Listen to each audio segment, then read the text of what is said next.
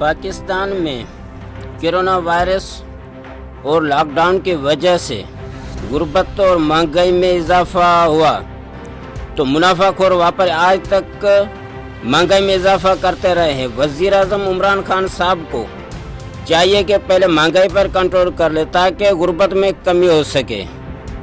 सिंध के ज़िला सिजावल और उनके तहसीलों में भी मुनाफाखोर व्यापारियों ने रोज़मर्रा खुर्द-ओ-नोश की अशियाओं के दाम अपनी मर्जी मुताबिक लेना शुरू कर दिए हैं।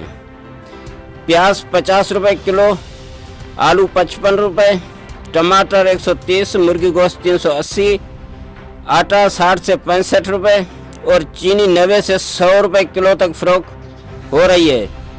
लेकिन ज़िले इंतज़ामिया सरकारी रेट लिस्ट पर व्यापारियों को अमल करवाने में नाकाम। ज़िला सिजावल के अवाम ने डीसी सिजावल से मुतालबा करते हुए कहा है कि मुनाफाखोर व्यापारियों पर फौरी एक्शन लें और कानूनी कार्रवाई करें ताकि गरीब और मजदूर 200 से 250 दिहाड़ी कमाने वाले को 2 वक्त रोटी आसानी से मिल सके। Ghulam Mustafa Zohar, bureau chief, city one news, Sujawal.